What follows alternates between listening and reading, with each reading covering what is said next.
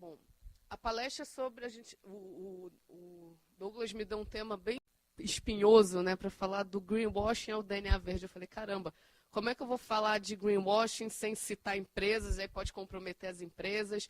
Eu, particularmente, acho que ainda tem um caminho longo aí para a maioria alcançar um DNA, mas eu falei, eu aceitei o desafio e vamos lá, né? Então, a primeira questão que a gente tem que pensar é o seguinte: o que é desenvolvimento sustentável? Por que isso é importante? Isso foi um conceito que foi traçado lá em 1987 no relatório de Brundtland. Ele fala, né, que a satisfação das necessidades presentes sem comprometer a satisfação das necessidades das gerações futuras. Se a gente for pensar que em 1987 já estavam falando, olha, mudanças climáticas é um problema, matéria-prima ela é esgotável, a gente tem que começar a trabalhar a questão da água, e 25, 26 anos depois, muito pouco foi feito, e aí as empresas elas começaram a ter, como é que eu vou dizer, responsabilidade sobre isso. Então, assim, não é uma questão nova, mas muito pouco foi feito desde que essa questão foi levantada. Se a gente for pensar em sustentabilidade, ela é muito relação causa e efeito. É aquela coisa bem efeito borboleta mesmo.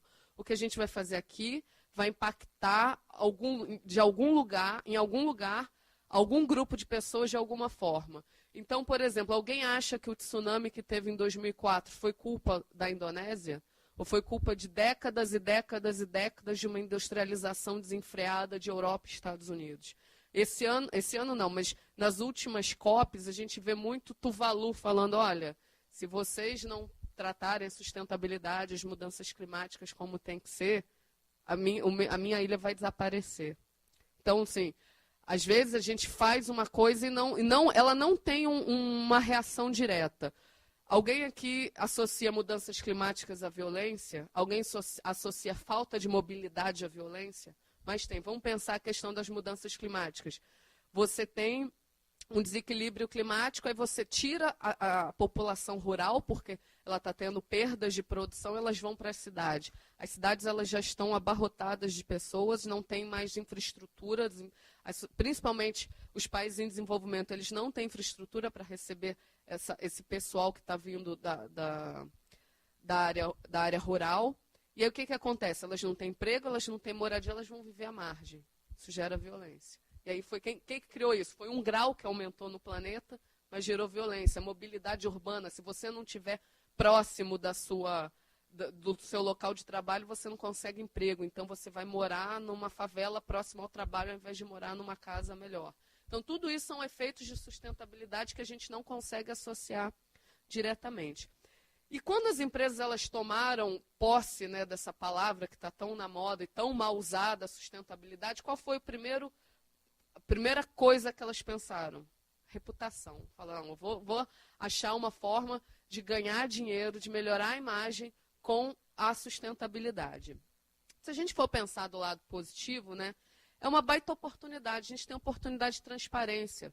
A gente pega aí os relatórios de sustentabilidade, principalmente. Hoje, qualquer empresa, independente do porte, pode fazer um relatório. Ele não é um relatório complexo, todo mundo. Você pode fazer uma autodeclaração e aí você está dando oportunidade de ser transparente, de mostrar o que a sua empresa está fazendo. Só que, infelizmente, muitas empresas desvirtuaram isso. Mesmo você tendo relatórios auditados, vocês tendo as empresas reportando todos os indicadores, a gente vê uma série de empresas elas desvirtuando o propósito de um relatório, o propósito da transparência. E eu pergunto para vocês, né, o que é sustentabilidade corporativa? Hoje, a maioria das empresas elas tratam num nível de reputação. Então, é muito comum você encontrar dentro das áreas de comunicação alguém tratando de sustentabilidade, mas sustentabilidade é muito mais do que isso, né? E o que é sustentabilidade corporativa? Eu adoro dizer isso. Sustentabilidade não é plantar árvore. Então, a gente vê muita empresa aí, por conta de aumento de imagem, de reputação, falando, olha, eu estou neutralizando o meu carbono, eu estou aqui compensando as minhas emissões. Mas se a gente for pensar assim, você está compensando um modo não sustentável de ser. Então, você está dando uma desculpa por você não economizar água, por você não economizar matéria-prima, por você não diminuir desperdício de resíduos, por você gastar muita energia, por você emitir muito carbono na atmosfera. Então, quando alguém diz assim, eu faço sustentabilidade porque eu neutralizo o meu carbono, não acreditem nisso. Sustentabilidade não é plantar árvore. Sustentabilidade também não é coleta seletiva. Muita empresa, principalmente as pequenas, falam, olha, eu faço uma coleta seletiva, então eu separo o meu lixo, eu entrego para a cooperativa. Se ela não mudar a forma como ela consome, não é porque ela está compensando em forma de coleta seletiva que ela é sustentável. Sustentabilidade também não é usar papel reciclado. E aí eu tenho um exemplo, aí eu vou começar agora a entrar nos exemplos da empresa. Talvez vocês não enxerguem porque está bem pequenininho, mas eu leio para vocês. Um dia eu botei no Google, eu queria uma imagem do SOS Mata Atlântica, né? E aí vem aqueles links patrocinados. E o link que aparece aí é o seguinte, projetos socioambientais. 90% do nosso consumo é de papel reciclado, abra sua conta já. Isso é um link patrocinado do Bradesco. Então, voltando lá, como não é papel reciclado, só que não passa de um greenwashing, né? E aí a gente tem o Bombril que de uma hora para outra virou eco. O que é isso? O que ele mudou na composição química dele? O que ele mudou no processo produtivo dele para falar que ele é eco? De uma hora para outra, sem nenhuma explicação, apareceu isso, a ponto de Conar pedir para retirar a propaganda. Porque de uma hora para outra virou eco, não dá. Esse aqui, assim, eu tenho um carinho muito grande pela Coca-Cola, mas, independente dos ratinhos, né? Mas ela falhou muito feio. Ela diz o seguinte, isso foi uma campanha, eu não sei se foi do ano passado ou desse ano, eu sou PET reciclada. E aí, quando a gente vai fazer uma análise crítica, né? Quem não faz análise crítica, que legal, tá ajudando o meio ambiente e tal. E aí você vai olhar lá nas letrinhas pequenas, 20% de PET reciclada. Então, ela não é uma PET reciclada. Então, 20% dela é reciclada. Então, você não pode falar que é uma PET reciclada porque você tem 20%. E os outros 80% que é PET virgem, que é petróleo, que é polímero, como é que fica? E aí também isso foi uma coisa que surgiu muito na década passada, né? Empresa amiga da natureza. Selo amigo da natureza 2010, 2008, 2009. O que é isso? O que significa você ser uma empresa amiga da natureza? Quais são os critérios que você adota? Por que a gente deveria comprar por conta desse selo? O que está imbuído por trás desse selo? Então, isso também é uma coisa... Foi por conta disso que o Conar até ele lançou, em 2011, a regulamentação para a sustentabilidade na propaganda, porque estava ficando um show de horror nesse nível. E aí, o que a gente pensa nisso? Né? Às vezes, a gente vai com a melhor das intenções, assim, a gente tem muita culpa, né? A gente pensa em sustentabilidade. Saiu agora um relatório dizendo que mudanças climáticas é muito pior do que a gente imaginava. Aí você fala, não, agora eu vou comprar produtos sustentáveis. E aí vem uma coisa dessa, você quer se eximir da culpa, né? E aí vem as empresas se aproveitando disso. Olha, vou aproveitar que ele está culpado e vou ganhar em cima disso. Mas isso não passa de greenwashing. Eu vou dar, assim, falar aqui de dois casos mais profundos, né? Eu citei exemplos. Um que é o meu banco, onde eu tenho conta, é o Santander. O Santander incorporou o real, o real era case mundial para o Eurobank em relação à sustentabilidade. Foi uma iniciativa própria do Fábio Barbosa, que ele comprou, né? Ele comprou a sustentabilidade. Não, eu quero botar a sustentabilidade aqui no banco. E aí o Santander comprou o real e aí perdeu-se tudo, né? Mas, de qualquer forma, em 2013, foi agora, ó, foi em junho desse ano, o Banco Mundial considera Santander Brasil o banco mais sustentável das Américas. Em 2010, a Exame elegeu o Santander como uma das empresas mais sustentáveis do Brasil. E, de novo, vocês não vão ver, mas eu botei aqui um ranking das empresas mais acionadas na Justiça aqui no Rio. O Santander é o segundo. A gente vai pensar, mas você tem que pensar volume, então tem muito volume, tem muita agência Santander, mas não justifica uma empresa que se diz sustentável, que quer ser sustentável, ela ter esse tipo de problema. E digo aí que muita gente tem problema e não chega às vias de fato, então é um problema muito maior. Santander apresenta a maior taxa de juros no cheque especial, eu digo para vocês como correntista, a maior taxa de juros no cartão de crédito. Se eu atrasar um dia meu pagamento, eu pago 17% de juros. Me diz onde 17% de juros ao mês é sustentável. É só para o bolso do banqueiro, não tem como. Então, assim, você vê que eles estão sendo reconhecidos, só que quando a gente começa a fazer uma análise crítica, não tem como ser sustentável. E aqui, essa é uma iniciativa super nova, que é você compensar o CO2 do carro que você compra. Se você financiar a compra do seu carro pelo Banco Santander, durante um ano ele vai neutralizar as suas emissões de carbono. E aí o que a gente vai ter? Eco-engarrafamentos. Por quê? A mobilidade urbana está cada vez pior, mas a gente está neutralizando carbono. Então, para dizer para vocês lá, voltando, não é plantar árvore. Quanto que a gente gera de prejuízo para a economia inteira? E aí a gente está falando de saúde, de o seu tempo que você podia estar investindo em outras coisas, em qualidade de vida que você está perdendo por conta de engarrafamentos. E aí você tem um banco que é eleito mais sustentável das Américas, incentivando você a comprar carro. Mas você compra com a desculpa de que você está ajudando o meio ambiente. Não é, né? Então, de novo, greenwashing. E aí tem um outro caso, que esse é bem emblemático, que é o da BP.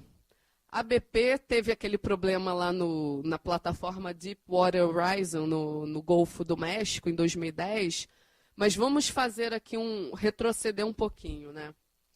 A BP, para quem não sabe, é British Petroleum. Só que em 2001, ela fez uma campanha sensacional que ela parou de se chamar British Petroleum. Ela passou a se chamar Beyond Petroleum. Ela se transformou não numa empresa de petróleo e gás, mas numa empresa de energia. Ela teve essa visão e ela usou muito bem a publicidade para falar, olha, agora nós somos uma empresa sustentável, a gente é baixo carbono, a gente quer focar em pesquisa e inovação para energia.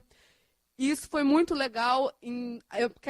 Eu comecei a procurar na internet como teve esse problema dela em 2010. Muito do que ela ganhou de prêmios de sustentabilidade foram meio que apagados. Mas ela, em 2006, ela teve o relatório de GRI dela eleito o melhor do mundo. Isso depois de um acidente que teve em 2005 no Alasca. Mas ela teve o melhor GRI do mundo. E aí a gente vai pensar... E aí ela ganhou, em 2009, um prêmio em Portugal. Ela foi eleita uma das 5 empresas mais sustentáveis do mundo. Só que a gente vai olhar o que aconteceu em 2010. Assim, acidentes acontecem, a gente tem que entender que petróleo e gás é uma área de alto risco. Mas a forma como aconteceu, por que aconteceu, como foi conduzido, a gente pode entender que ela é tudo menos uma empresa sustentável. Eu não sei se vocês sabem, mas o problema aconteceu por conta de uma vedação errada de um equipamento dela, e que para você fazer a vedação garantida, você precisava gastar $500 mil. Só que a BP foi ao governo, fez um lobby absurdo, dizendo que se ela tivesse que comprar esse equipamento todas as vezes que ela fizesse a operação, ia inviabilizar um negócio. $500 mil. Vocês sabem quanto, até hoje, ela ainda tem que pagar muito mais. Ela tem que pagar por conta das perdas geradas pelo acidente no México, $20 bilhões. E ainda não parou de pagar. Foi um pesadelo de relações públicas. O presidente, na época, foi a público dizer que não era culpa dela, porque ela terceirizou esse serviço. Enfim, pois é. E aí o que acontece? Era um acidente que poderia ser evitado. Ela foi a público, ela se esquivou de todas as formas da culpa do acidente. E aí fica claro, como é que uma empresa que se diz Beyond Petroleum, além do petróleo, uma empresa que se diz uma empresa de energia, que investe em sustentabilidade, ela comete esse tipo de erro. E aí, para mostrar para vocês, né, como é que é um discurso vazio, esse ano, não lembro se era 2011 ou 2012, a BP ela vendeu todos os seus ativos de energia solar. E esse ano, ela terminou de vender os ativos de energia eólica. Hoje, ela de novo, vocês não vão enxergar, mas eu vou ler para vocês aqui. Ó. A BP está se concentrando em seu núcleo de petróleo e gás. Ela terminou, todo o Beyond Petroleum dela não existe, ela está voltando a ser British Petroleum. E aí o que diz aqui? E essa é uma matéria que saiu nos Estados Unidos, quando ela terminou de vender lá uma usina do Texas, que ela falou o seguinte: eu estou mais focada em petróleo e gás e entregar mais valor para o shareholder. né, que é o acionista. Então, nem mais aquele discurso de stakeholder, de público de relacionamento, ela simplesmente aboliu. Ela assumiu mesmo que ela é uma empresa de petróleo e gás. Na verdade, ela sempre foi. Só que ela ganhou muita imagem, muita reputação quando ela falou Beyond Petroleum. Mas, na verdade, só 1,6% do investimento dela era para outros tipos de energia que não energia de petróleo e gás. Então, ela está super imbuída no gás de xisto. Existe um gás, que agora eu não me lembro o nome, no Canadá também, que é de resquícios de petróleo, que é um gás que fica na superfície, que eu saiba só existe no Canadá, mas que também é altamente poluente, ela está investindo muito nisso. Então, a gente pensa assim, caramba, Beyond Petroleum, cadê? Então, de novo, aí eu achei várias imagens sensacionais sobre ela fazendo, as pessoas fazendo piada sobre a imagem da BP, né? Aí você tem pássaros sujos de petróleo junto com a imagem, mas essa foi a mais legal que eu achei. E, de novo, nada mais do que greenwashing. Aí agora eu vou passar para vocês um vídeo, vamos ver aqui se vai funcionar. É o seguinte, né? O que é sustentabilidade corporativa? É um vídeo bem interessante. Espera aí que eu ainda não domino a arte de passar vídeo no tablet. Espera aí.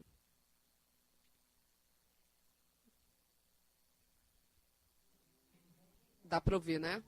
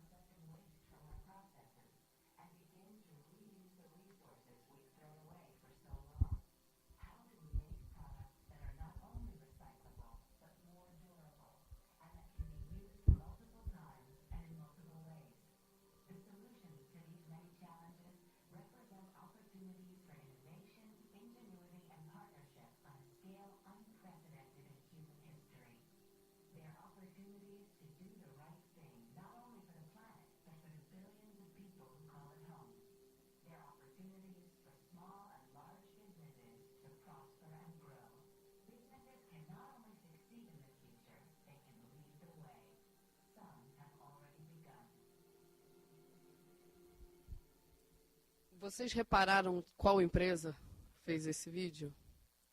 Foi muito sutil ali. Foi o Walmart, nos Estados Unidos, que parece só um caminhãozinho assim do Walmart, de uma forma bem sutil. O Walmart, todo mundo sabe que tem históricos aí de problemas de direitos humanos, mas é um que está caminhando para o DNA verde. Não vou falar aqui o case que eu escolhi para falar. Não é o do Walmart, é um case até mais, vocês vão achar mais emblemáticos ainda do que o Walmart. Mas se a gente for pensar, o que é isso? É que sustentabilidade saiu daquela questão de projetinho social, projetinho ambiental, e ela está entrando na forma como as empresas fazem negócio. Aqui é você melhorar os seus processos, você melhorar a sua forma de produzir, de forma que gaste menos água, menos energia, que gere menos resíduo, que consuma menos matéria-prima e que mesmo assim você entregue produtos de alta qualidade. Acho que ninguém está falando que sustentabilidade tem que ser sinônimo de qualidade ruim. Isso, inclusive, se a gente for pensar em marketing, foi a grande dificuldade de quererem implantar o marketing sustentável na década de 90. Você ainda não tinha uma tecnologia desenvolvida para ter a mesma qualidade de produtos sustentáveis que os outros produtos. Então as pessoas acharam, olha, eu não vou comprar porque eu quero salvar o mundo, eu vou comprar porque tem que ser bom. E hoje a gente já consegue pensar em sustentabilidade e qualidade ao mesmo tempo. E aí pensando, né, o que é sustentabilidade corporativa? Como eu disse, é integração de processo, integração aos processos de negócio e de produção. Então, assim, não é porque você tem uma área de sustentabilidade que necessariamente você vai ser sustentável. Alguém que consegue dizer que uma empresa ela é sustentável sem que o marketing dela seja sustentável, sem que a área de operações seja sustentável, logística, finanças, RH, trade, tudo tem que estar integrado. Então, eu sempre brinco assim, dizendo que sustentabilidade permite, um profissional de sustentabilidade, ele é o mais generalista de todos. Ele não precisa ser especialista, focado em nada, mas ele consegue ter uma visão ampla da empresa, justamente porque a sustentabilidade tem que estar atrelada aos negócios. Eu brinco dizendo também que eu trabalho para um dia não existir mais a área de sustentabilidade dentro das empresas, porque isso tem que estar, como tem que estar presente em todos os processos, vai acabar não sendo mais necessário você ter uma pessoa ali. Você pode ter área de comunicação fazendo relatório, aí você vai ter logística pensando em logística verde, em logística reversa, você vai ter área de finanças pensando em produtos sustentáveis, como é que você faz a finança sustentável, você vai ter área de RH recrutando profissionais que já pensem em sustentabilidade, e você não vai precisar mais da área de sustentabilidade dentro da empresa. E ela também é estratégia, né? Não adianta você pensar em processo se você não pensa num nível acima. Na verdade, o processo é o desmembramento de uma estratégia. Então, você pensa na sustentabilidade do ponto de vista estratégico, você consegue desmembrar para os processos, você consegue desmembrar para plano tático, para plano operacional, e aí você consegue efetivamente entregar uma visão e uma missão sustentável para a empresa. Sustentabilidade, antes de tudo, mudança de postura e mudança de valores corporativos. E aí, quando eu falo de postura, né, não adianta você, olha, o presidente da empresa disse que eu tenho que ser sustentável. E aí você faz aquilo ali de fachadinha, mas você não muda enquanto pessoa, né? Então, assim, não adianta você falar de sustentabilidade se é uma empresa que não é transparente. É tão básico a gente falar de transparência, independente de sustentabilidade. E é uma das coisas que as empresas têm mais dificuldade, mas se a gente for pensar aí que tem uma galera jovem, meio sangue nos olhos, mudando, fazendo novos modelos de negócio, eles partindo para negócios colaborativos, esse é o futuro das empresas. E aí, a gente, mesmo tendo empresas muito tradicionais no sentido de commodities, por exemplo, que é um grande mercado do Brasil, se não trabalhar uma economia colaborativa, ela não vai conseguir sobreviver no mercado. E para isso você tem que ter uma mudança de postura e valores corporativos muito bem definidos. E você tem mudança de postura e valores pessoais. Por que eu digo isso? Por exemplo, quando você vai fazer uma mudança de um software numa empresa, sei lá, agora eu quero implantar o SAP na minha empresa, e eu vou ter que trabalhar toda uma gestão de mudança para as pessoas. Agora você não vai mais cadastrar código de barra dessa forma. Você vai cadastrar de outra forma em outro sistema. E aí você tem que fazer um processo de mudança toda para a pessoa entender como é que é essa nova forma de trabalhar. Só que o que acontece? Ela trabalha assim de 8 às 5. Acabou o horário de expediente, ela não precisa mais pensar nessa mudança, nesses valores. Só que quando a gente fala de sustentabilidade, você não tem como misturar muito, não tem como separar muito valores pessoais de valores corporativos. Você, na empresa, você faz a coleta seletiva, você tem uma postura, você faz o monitoramento, você só contrata fornecedores que trabalhem com sustentabilidade, você é transparente, você faz todo um processo de transparência. Você chega em casa, suas contas estão caóticas, seu cartão está estourado, você está no vermelho, você desperdiça demais, você não faz uma coleta seletiva, você toma banho e esquece, fica pensando na vida enquanto o chuveiro está lá correndo água.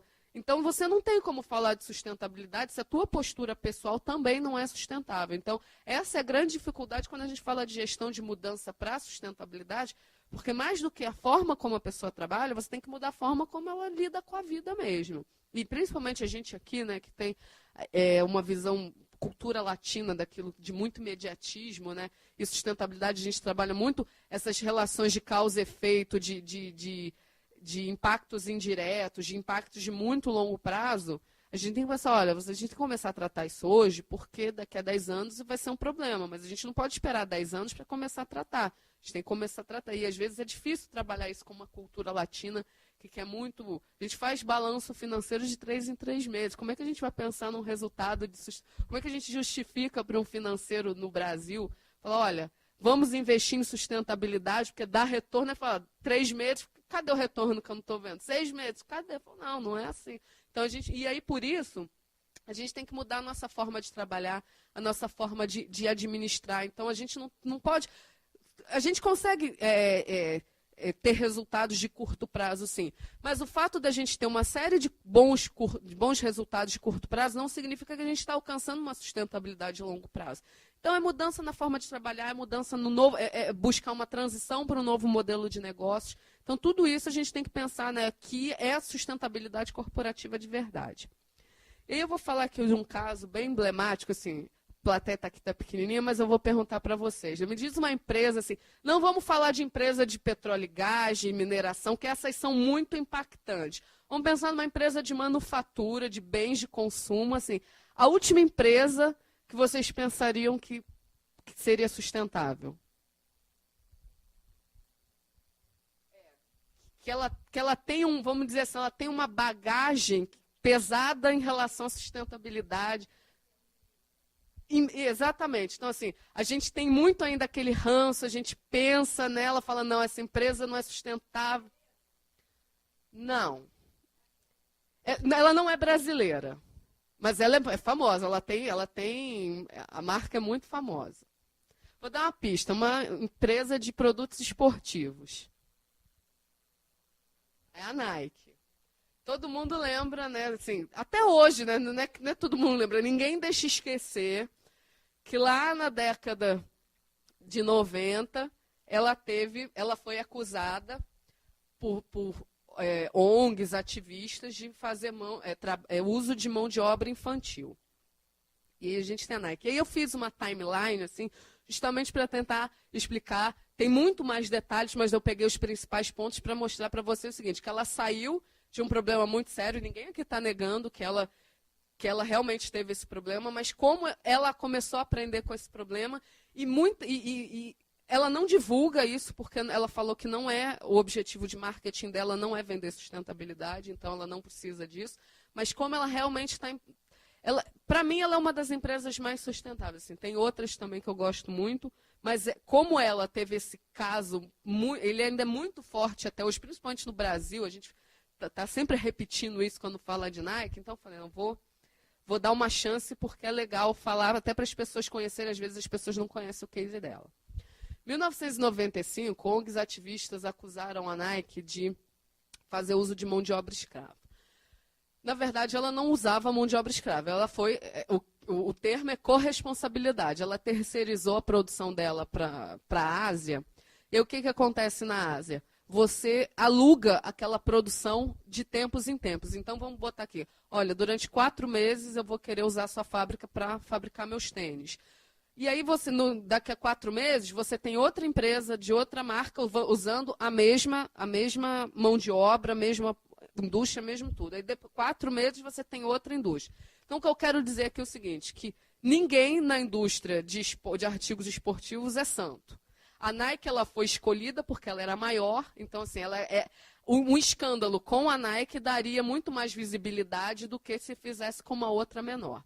Não tem desculpa o que ela fez, mas só para dizer que não tem santo na história.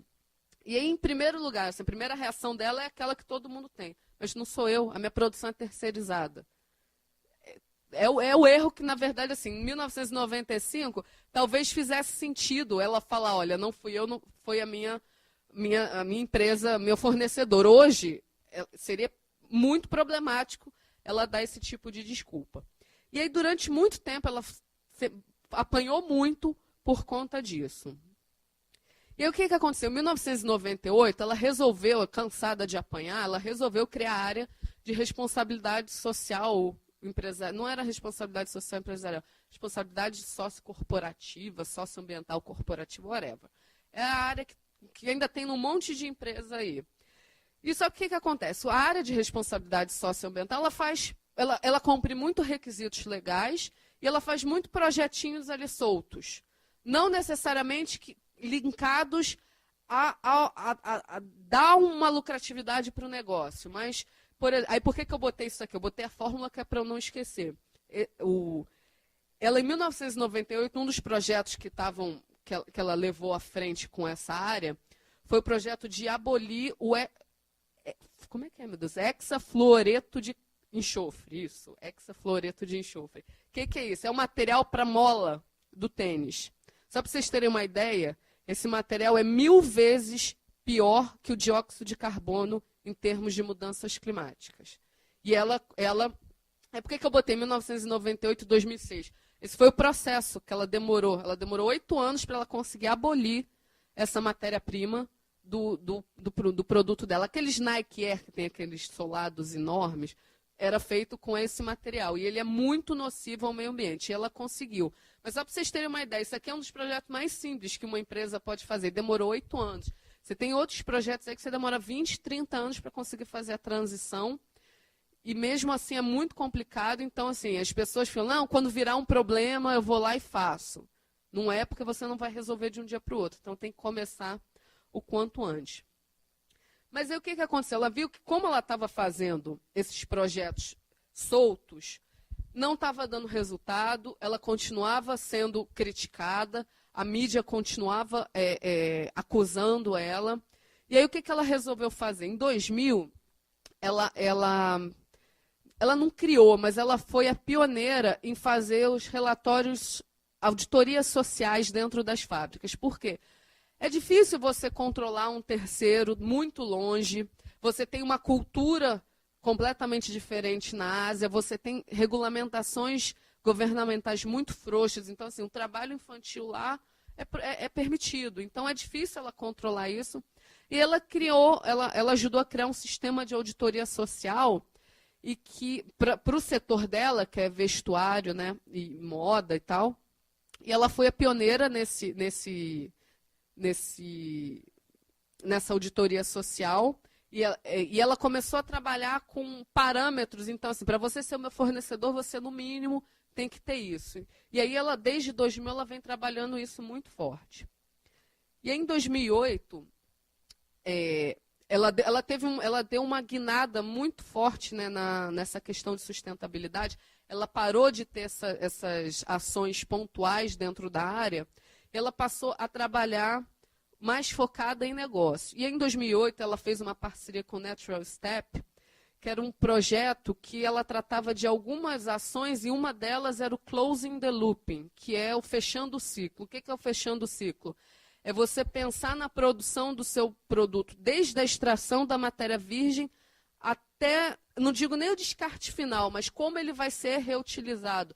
Se ele vai ter outras formas de utilização, se ele vai ser reciclado, se ele vai virar novamente matéria-prima.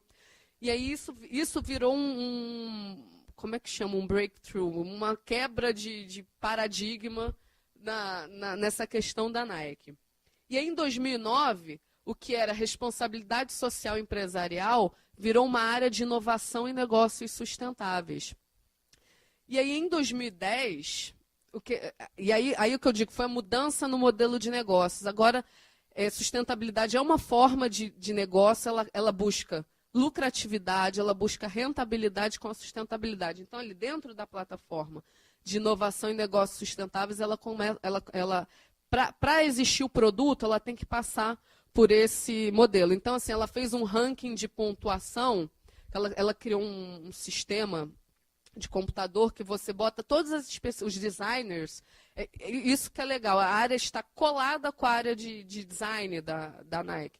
Então, assim, vai criar um produto novo, eles botam todas as especificações, como é o design, qual é a quantidade de matéria-prima, que tipo de matéria-prima você vai usar. e esse sistema ele te dá uma pontuação. E aí na pontuação ela vai ver, ó, é inviável por conta da sustentabilidade, volta, vai redesenhar o processo de forma que ele alcance uma pontuação boa. E aí isso é um novo modelo de negócio. Em 2011, a Nike criou o MSI, que é o Material Sustainability Index, que é o Nike MSI que chama, né?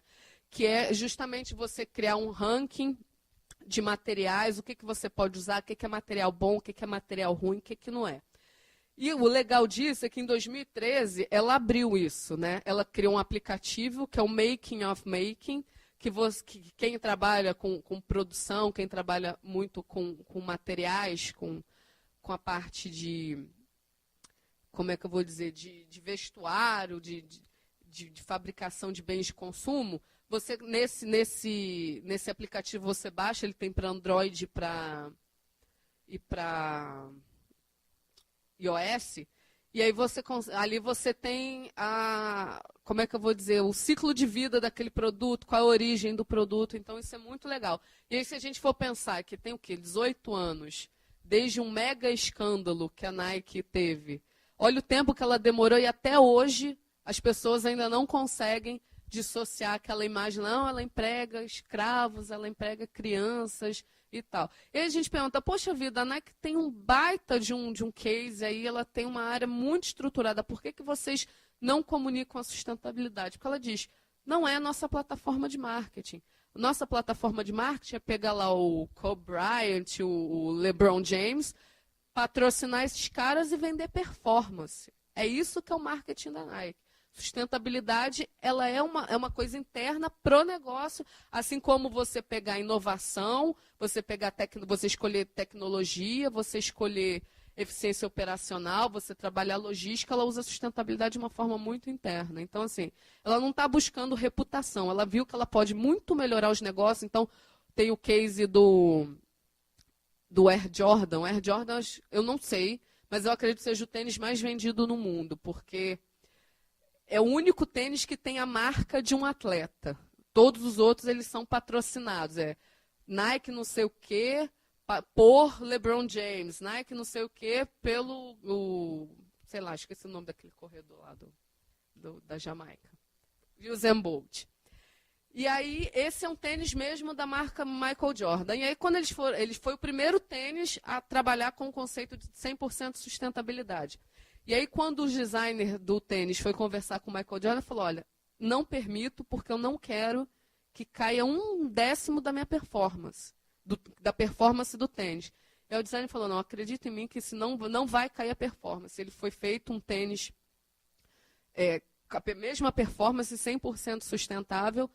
E o Michael Jordan depois falou, a partir de agora, todos os meus tênis vão toda a minha linha vai ter que ser sustentável, não abro mais mão disso. Então, ele teve uma resistência inicial e ele viu que ele podia trabalhar o mesmo conceito que ele trabalhava e sustentabilidade era uma variável super positiva para eles. Então, você tem cases aí de tênis, aqui no Brasil não tem, mas você tem uma linha baixo custo nos Estados Unidos para tênis da Nike, e esses tênis estão dentro da plataforma de sustentabilidade, então cai aquele mito de que sustentabilidade tem que ser mais caro. Então, a Nike ela conseguiu traduzir tudo isso aí, só que ela demorou 18 anos e eu acho que ela ainda precisa de alguns ajustes. Então, só para vocês entenderem o quanto é lento esse processo de transformação e que a gente tem aí um mundo com cada vez menos água, um mundo cada vez mais quente, com mais carbono, com menos matéria-prima, e que a gente não pode falar, olha, isso só vai ser um problema para mim daqui a 20 anos, então daqui a 20 anos eu vou me concentrar nisso. Não, a gente tem que começar a se preocupar agora. E já finalizando, né, a gente vai falar um pouquinho aqui, né, quais são os desafios, a gente pensando em greenwashing, né, ele é muito menos interno, ele é muito mais externo, né, a forma como a empresa se coloca. Né. Aí a gente tem desafios na relação empresa-consumidor.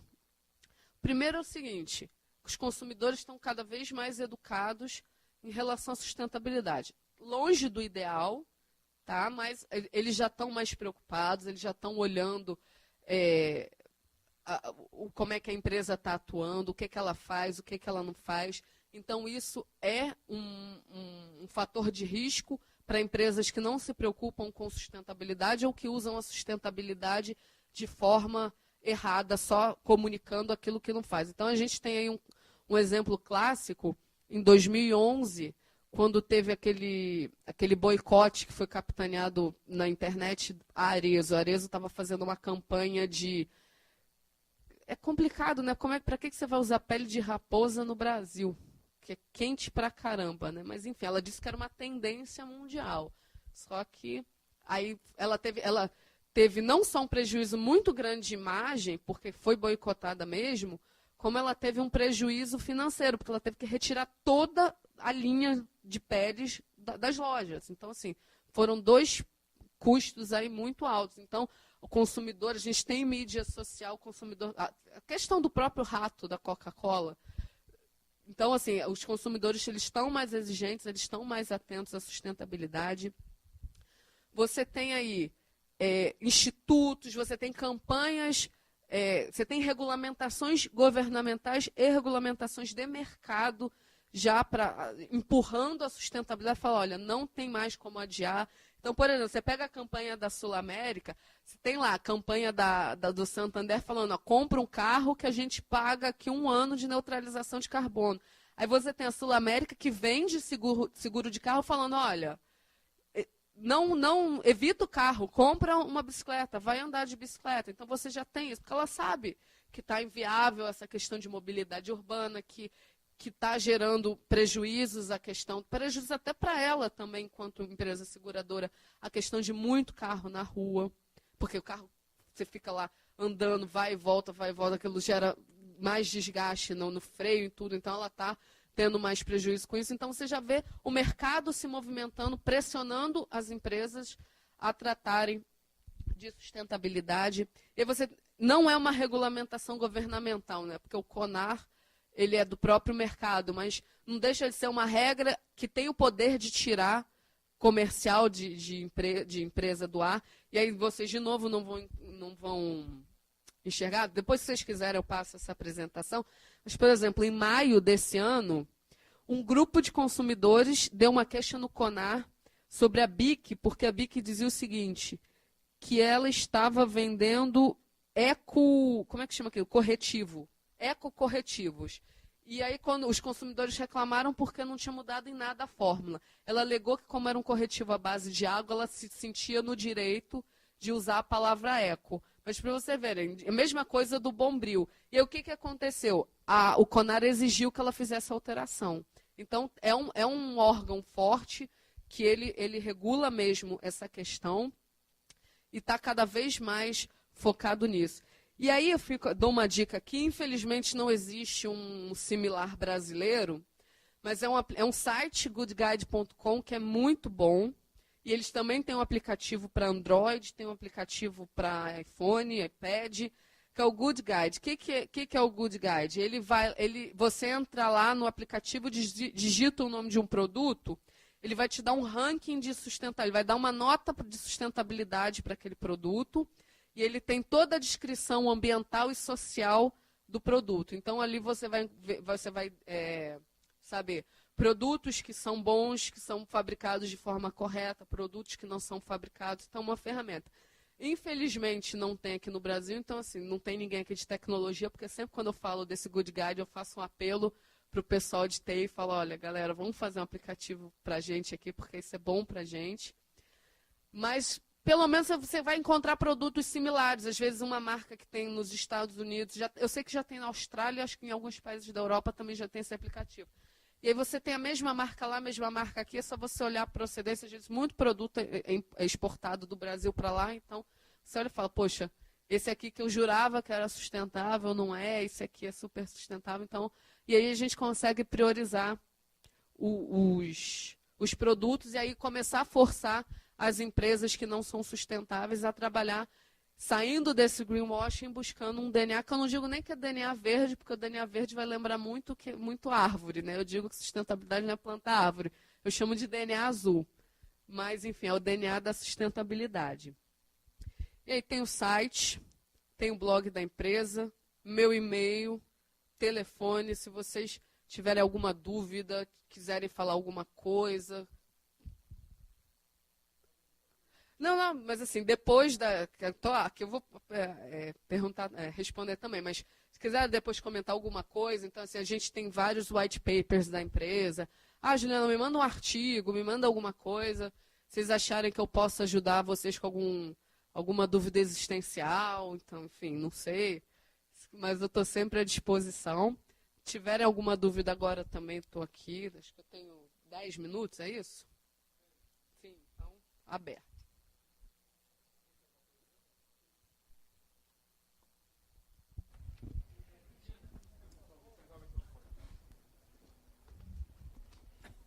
Eu não sei. Boa tarde, Juliana. Meu nome é Flávio. Ah, tá. Não, a professora está dando aqui uma dica para falar sobre o meu TCC. Eu estou escrevendo sobre responsabilidade social, né? Então, é bom ter essas referências todas aqui para trabalhar. Mas eu queria, então, justamente, não sei se é do seu conhecimento, mas eu queria que você falasse um pouquinho sobre a Natura, porque parece que ela teve uma série de iniciativas que foram, assim, bem inovadoras, assim, não fazer teste de maquiagem em animais, né? Assim, pelo menos é o que a gente assiste, né? Em vídeos e tal. Então, se você puder... Eu fiquei muito tentada em botar a Natura, não no lugar da Nike, mas talvez no lugar da BP. Só para você ter uma ideia. O departamento de comunicação da Natura, para mim, é o melhor do universo. Porque ele faz todo mundo crer que a Natura realmente é uma empresa sustentável. Mas vamos pensar assim, e aí você não precisa nem ser da área, não precisa nem ter uma análise crítica, tá? Quem é a ponta de vendas da Natura? Consultor é o nome bonito que eles dão lá para te fazer sentir importante. Eles falam o seguinte, que eles estão empoderando essas mulheres. Empoderar, para mim, é você dar a chance delas viverem disso que elas fazem. Alguém consegue viver vendendo Natura? Então não é empoderamento, é bico.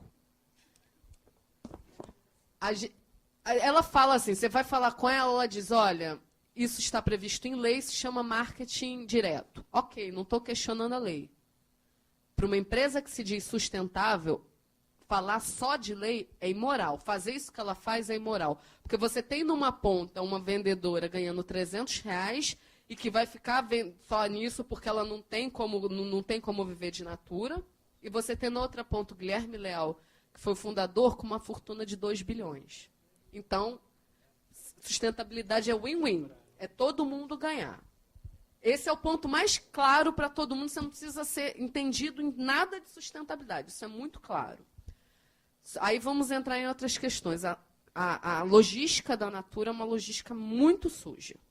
Ela sabe disso, ela tem problema, ela faz vários projetos para melhorar. Mas é uma logística muito suja. A Natura está sendo processada por biopirataria. Isso é muito grave. Muito grave. Ninguém sabe, né? Não, então, o processo é público. Mas é aquilo, você tem que ser muito interessado para ter esse tipo de informação. O consumidor médio, leigo, não vai ter essa informação. E aí o que acontece? Você sabe o que ela faz? No norte. Ela vai lá numa população ribeirinha que tem um conhecimento de séculos e séculos e séculos e fala assim, olha, eu vou comprar esse teu... Eu vou pagar você pelo direito de eu usar isso aí. Só que esse conhecimento agora vai ser meu. E ela paga R$500, R$1.000. Então, como é que a gente vai falar de sustentabilidade? Porque o produto dela, se a gente for pensar, tem muito petróleo. Ok, ela reduziu, mas tem muito petróleo. É um produto altamente controverso, é um produto caro. Se a gente for pensar aí que você tem desodorante a R$15 e que você só tem, na verdade, uma ponta ganhando. A gente pega as mulheres, as vendedoras, as consultoras, elas não têm benefício trabalhista, ela não tem INSS, ela não tem 13º, ela não tem carteira assinada. É lei, tudo bem, eu não estou dizendo que a Natura está indo contra a lei, mas é imoral ela falar de sustentabilidade e ter um sistema desse. É um sistema que é altamente lucrativo só para ela. Então, não sei se eu te frustrei com o que eu respondi. Nunca, mas assim, tiro o meu chapéu para a área de comunicação da Natura. Tiro mesmo. Porque ele faz todo mundo acreditar que a Natura é sustentável. E aí É justamente isso, é você pensar em reputação, mas a gente vai olhar.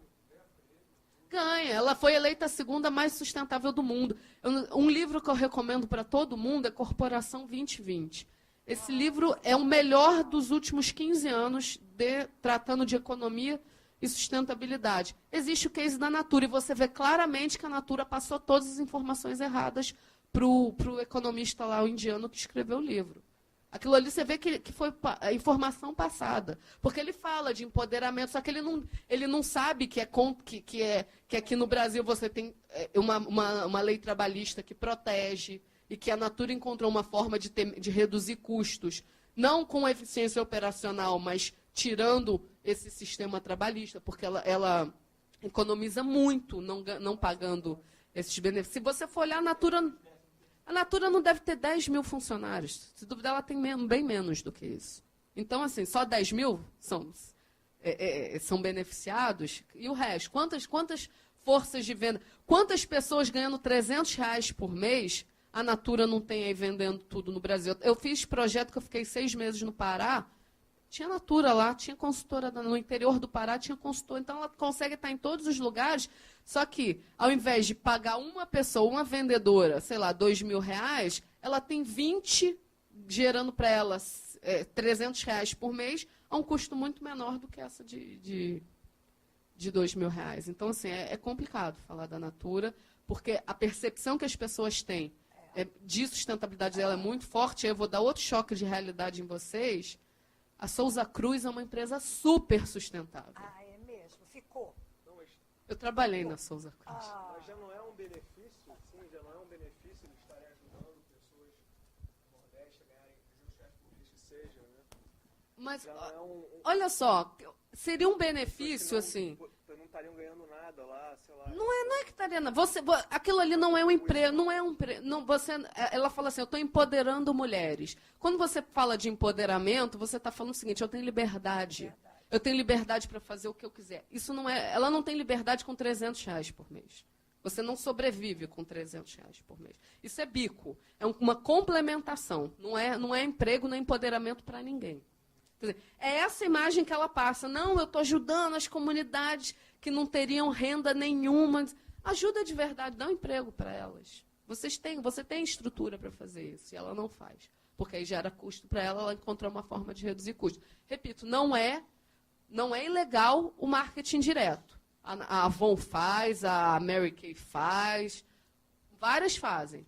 Mas a Natura se posiciona como sustentabilidade, é imoral ela falar disso. E aí, repito, seu Guilherme Leal tem 2 bilhões lá, não sei se de dólares ou de reais, mas é muito dinheiro na conta dele. E aí?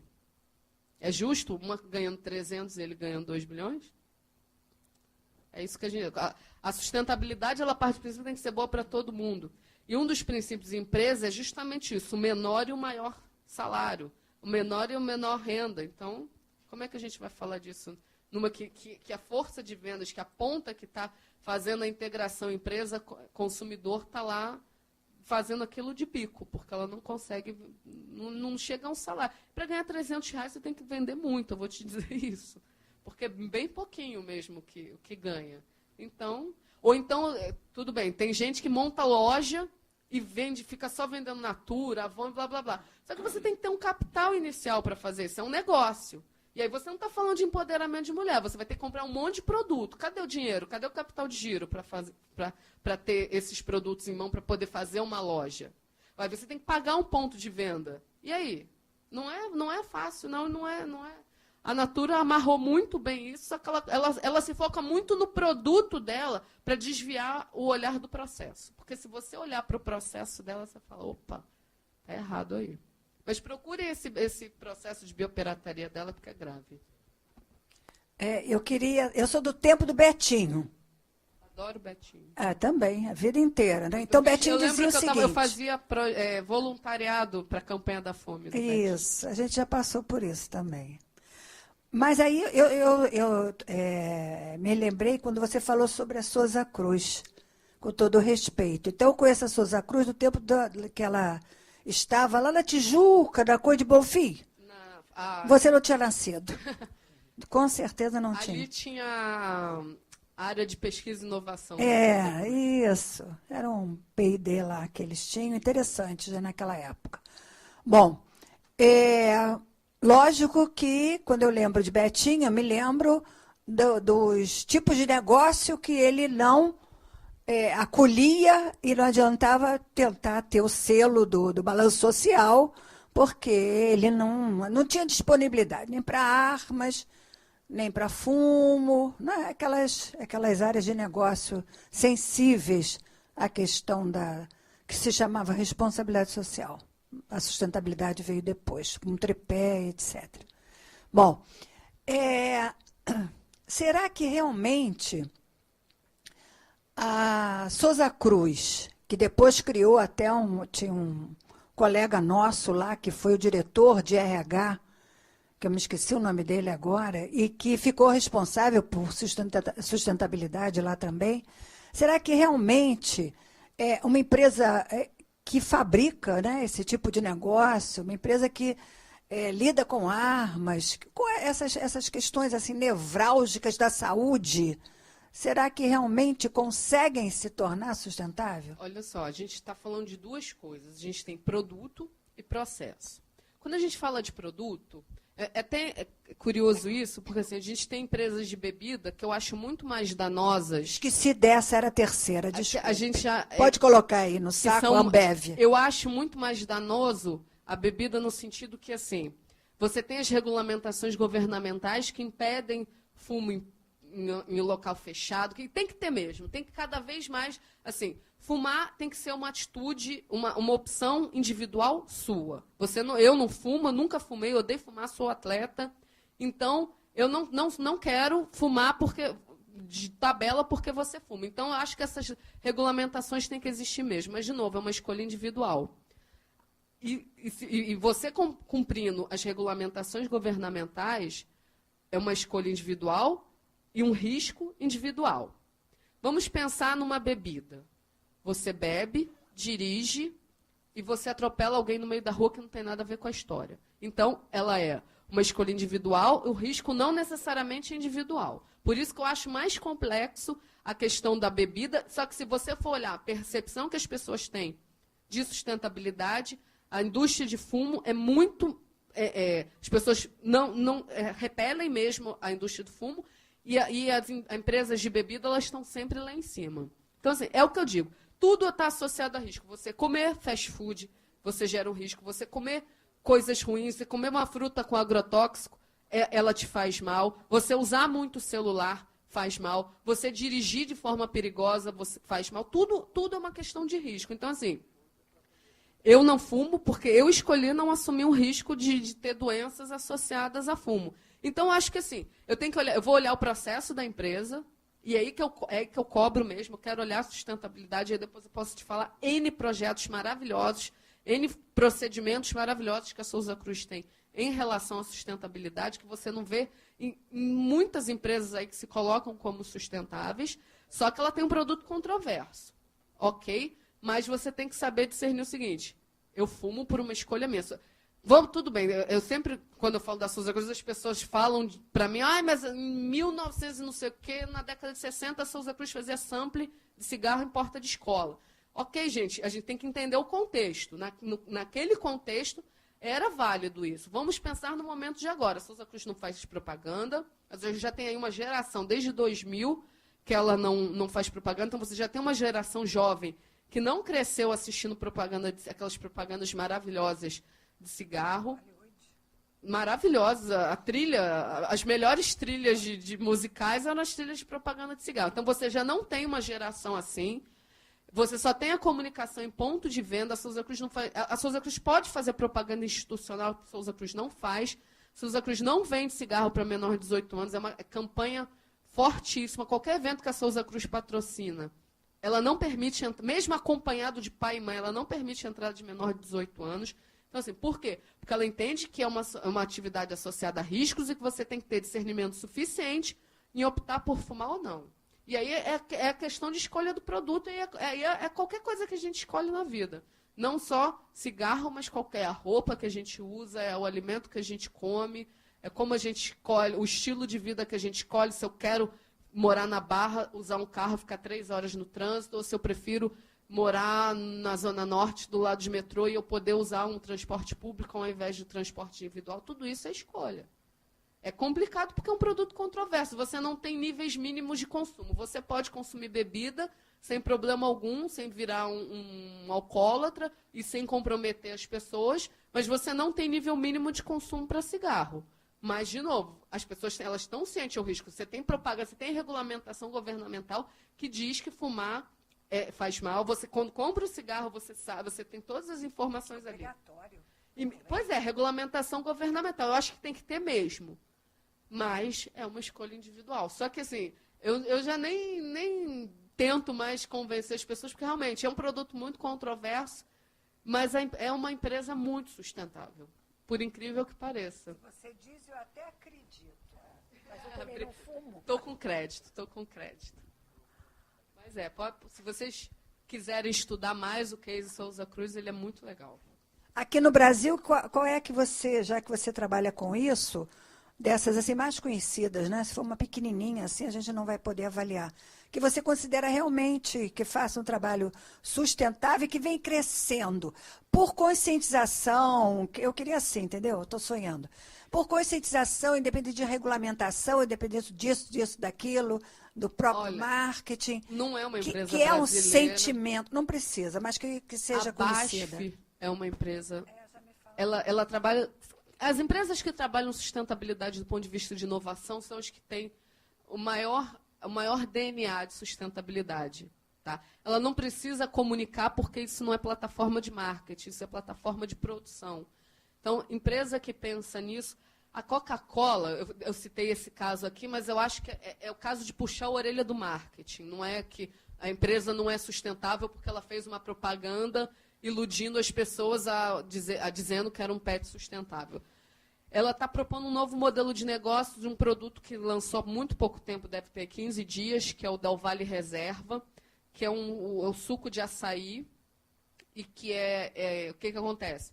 Ela está fazendo um projeto lá com comunidades da Amazônia, do interior do Amazonas, trabalhando toda a questão de comércio justo, de não pode ter trabalho infantil, não pode ter nada, de produção sustentável, de você garantir uma renda mínima para aquela população. Só que isso estava sempre dentro de projetos sociais. A Coca-Cola tem a questão de cooperativa de lixo, que ela faz projeto para gestão de cooperativa de lixo, ela tem um projeto com a Rede Asta, que é para empoderamento de mulheres, para geração de renda para mulheres, mas sempre projetos sociais. Esse é o primeiro projeto, o Coletivo Floresta, é o primeiro projeto social que vira um produto Coca-Cola.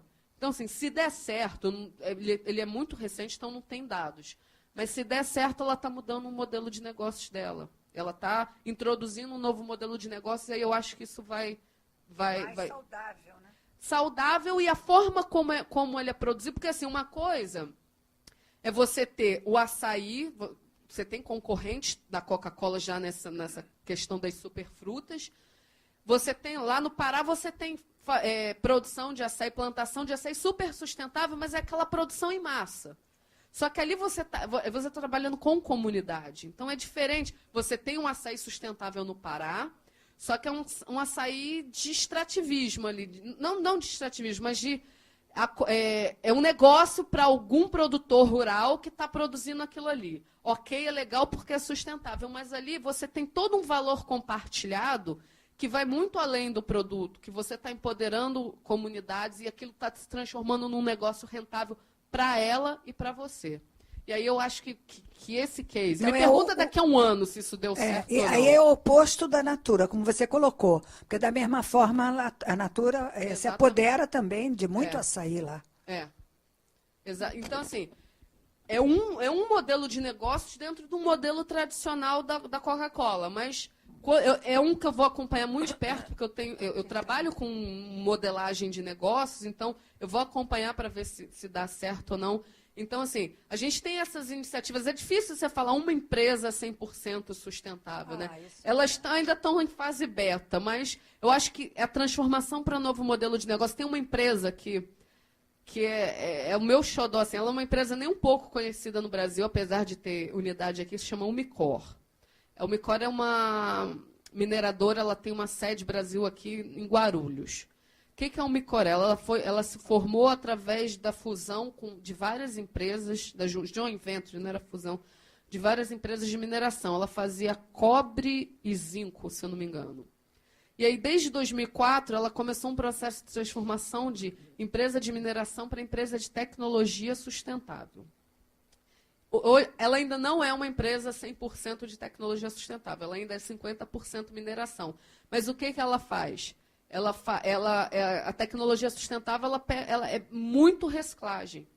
Então, ela tá descobrindo formas de ganhar dinheiro sem precisar extrair o minério virgem, que por mais que você possa ter uma extração sustentável, tem um impacto absurdo no meio ambiente, e ela está usando a matéria-prima que já existe aos montes aí, que a gente joga fora e não dá valor, e ela está trazendo para o processo produtivo de novo. E isso é o futuro. Se a gente for pensar em logística reversa, que vai a partir do ano que vem, e se pensar principalmente que o Brasil é um país de commodity, o Brasil é muito forte em mineração, a segunda maior fonte de renda do Brasil, e que isso pode impactar muito o negócio da mineração, e como é que você sobrevive num mercado desse. Então, assim, você tem essas iniciativas muito boas, assim. Como se chama a empresa? Umicore. Umicore. U-M-I-C-O-R. Manda um e-mail para mim aí que eu te passo o site dela, tudo tem estudos legais dela, assim. Eu acho que é isso, assim, você pensar, a empresa que estiver pensando num novo modelo de negócios com impacto em sustentabilidade é a empresa do futuro.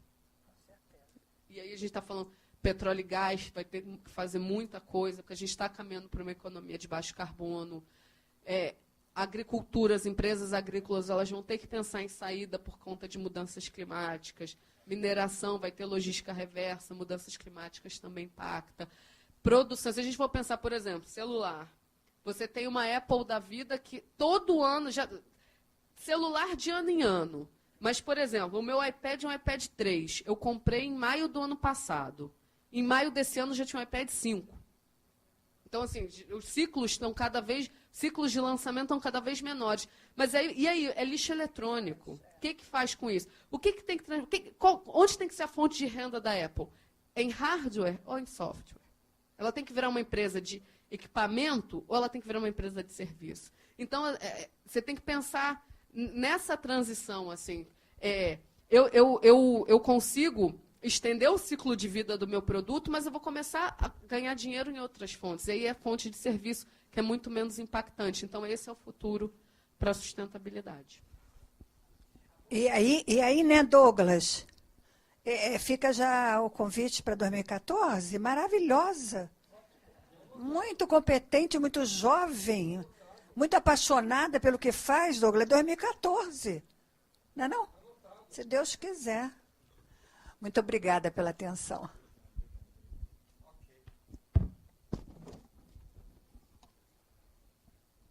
Ok. Obrigado, Juliana.